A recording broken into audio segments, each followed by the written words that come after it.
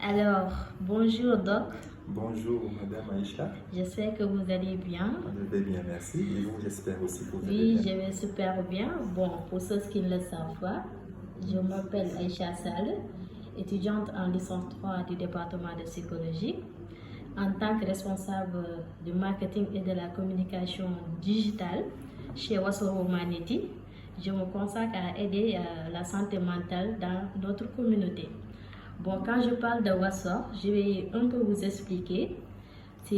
Wassor est situé au carrefour de la population générale et des services de santé mentale. Wassor fournit des informations fondées sur des données probantes en ce qui concerne les problèmes de santé mentale courants.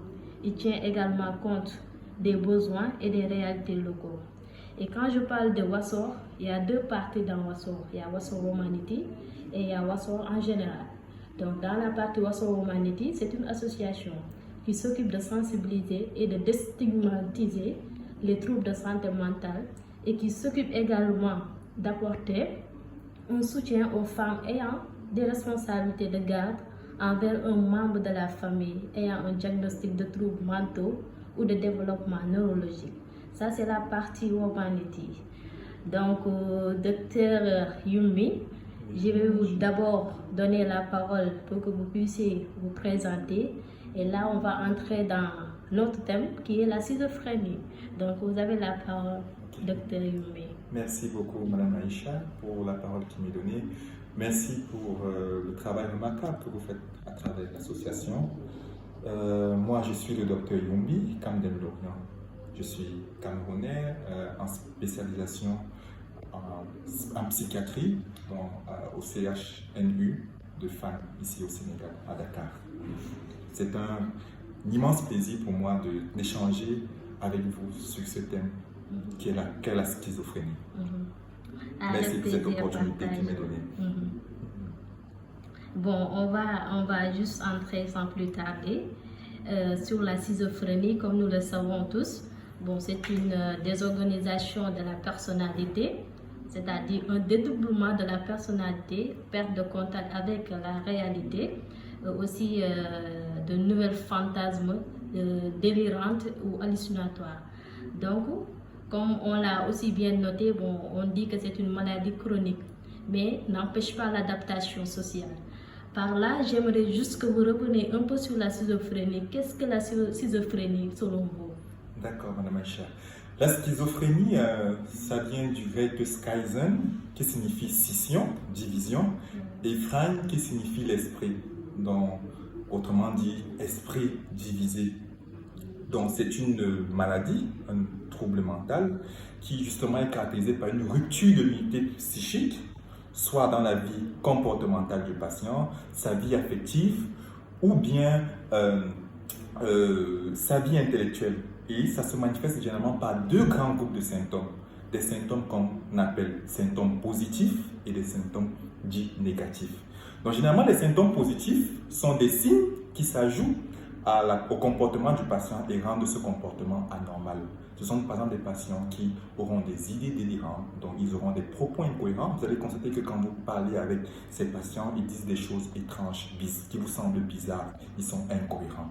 Ils auront des hallucinations, donc ils vont vous dire qu'ils perçoivent des choses que vous ne percevez pas, donc qu'ils voient des objets que vous ne voyez pas, ou ils entendent des voix que vous n'entendez pas. Et généralement aussi, on a souvent des comportements bizarres, donc par exemple, la forme que vous rencontrez beaucoup plus, ces gens qui errent dans les rues, qui collectionnent beaucoup d'objets ou qui fouillent dans les poubelles. Ça, c'est dans le registre des symptômes positifs. Par contre aussi, on peut avoir des symptômes négatifs, qui sont ces signes en fait qui sont absents dans le comportement du patient pour le rendre, et de ce fait donc rendre ce comportement anormal.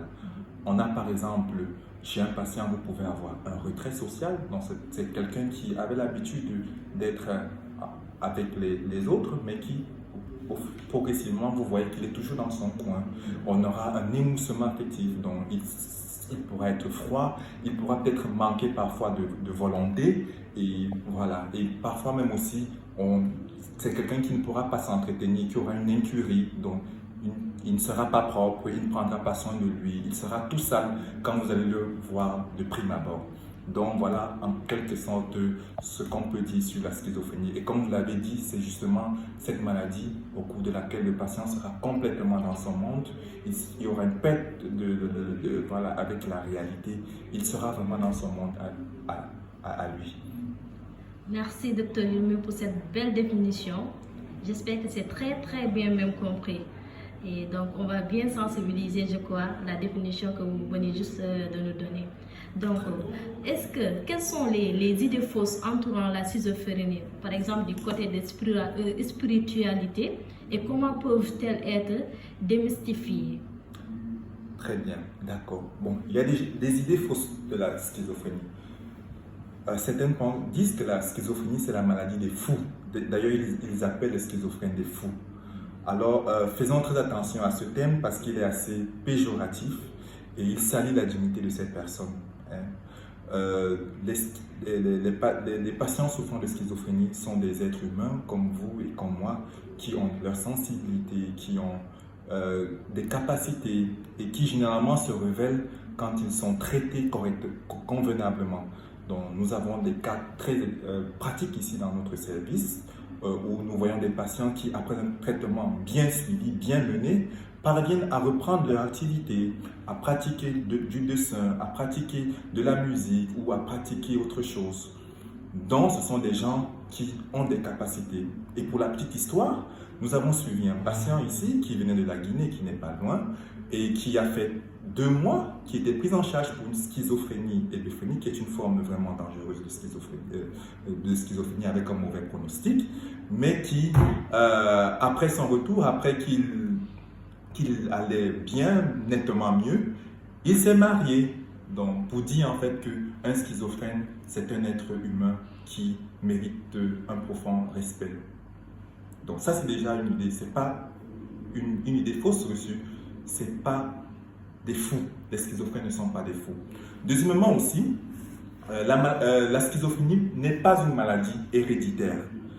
D'aucuns pensent que voilà, quand on est schizophrène, forcément notre enfant sera schizophrène, ou bien quand on est né d'un parent schizophrène, forcément nous-mêmes on sera schizophrène. Non, la schizophrénie n'est pas une maladie héréditaire, bien qu'il y ait une composante génétique, mais ça ne veut pas pour autant dire que si nous sommes dans une famille de schizophrènes, on sera forcément schizophrène. La schizophrénie aussi n'est pas une maladie contagieuse. Ça veut dire qu'on n'a pas à craindre de rester avec un schizophrène, de manger avec un patient schizophrène ou bien de dormir auprès d'un patient schizophrène. Ça ne se contamine pas. Okay. La schizophrénie aussi, c'est pas une maladie des personnes dangereuses qu'on ne peut pas approcher. Okay. C'est vrai qu'il y a des formes où on peut avoir un patient schizophrène qui est vraiment agressif, mais ce n'est pas courant, c'est pas, on ne voit pas ça tous les jours.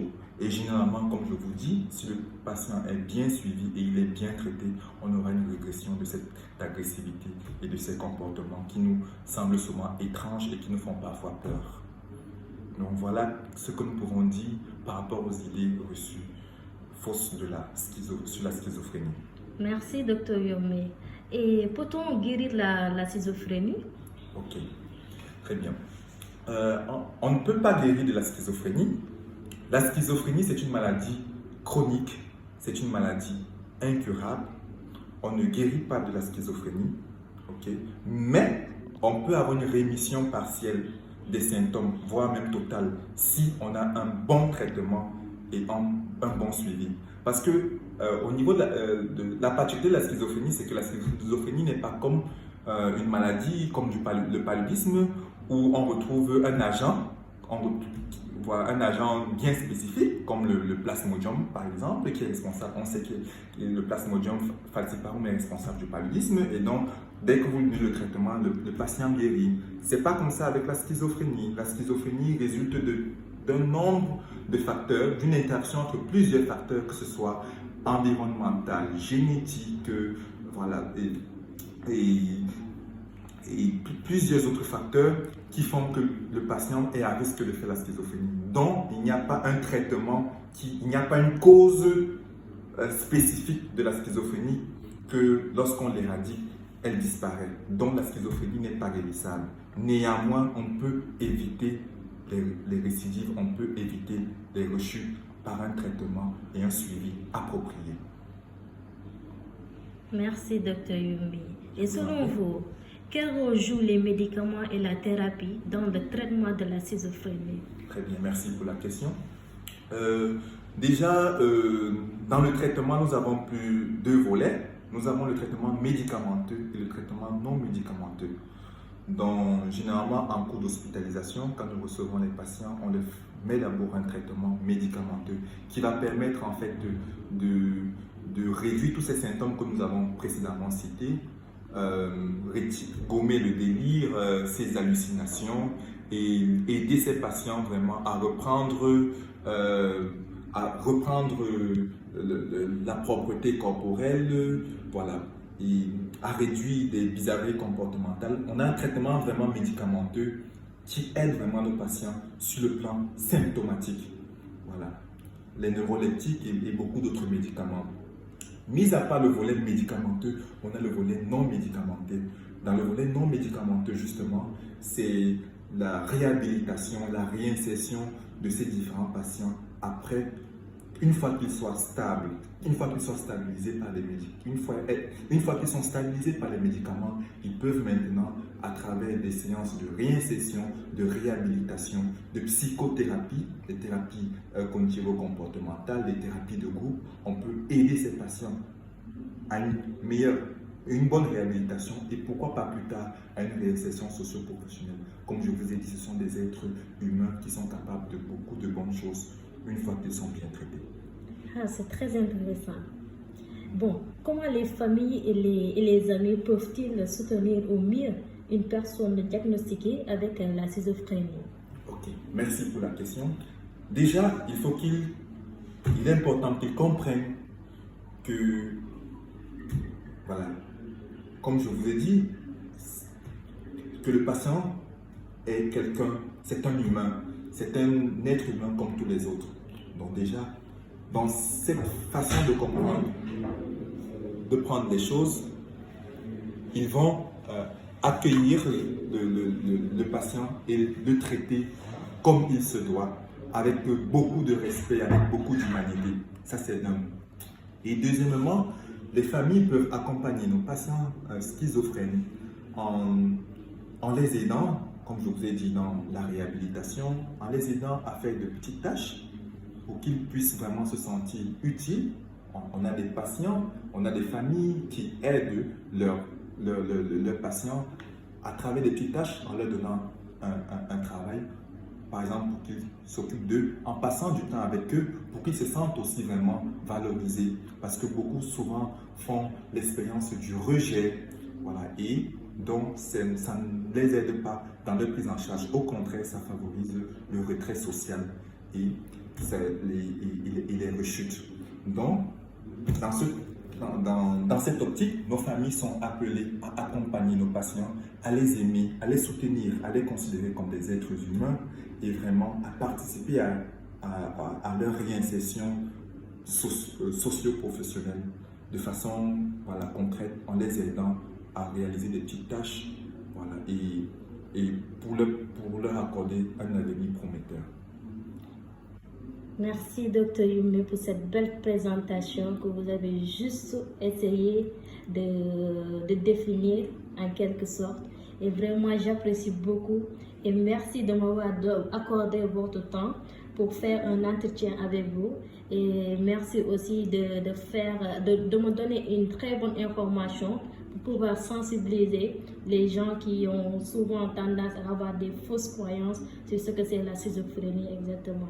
Vraiment, c'est vraiment gentil de votre part de m'accorder votre temps pour pouvoir parler un peu de ce que c'est la schizophrénie. Je vous en prie, Madame Aïcha, le plaisir est partagé. Merci beaucoup, Dr Yumi. Merci, à bientôt sur d'autres programmes avec nous. Merci. Chez Waso Humanity, on se consacre à soutenir la santé mentale, surtout les femmes qui en ont besoin. Et merci beaucoup pour d'autres interviews. Merci beaucoup, Mme Aïcha. Bon.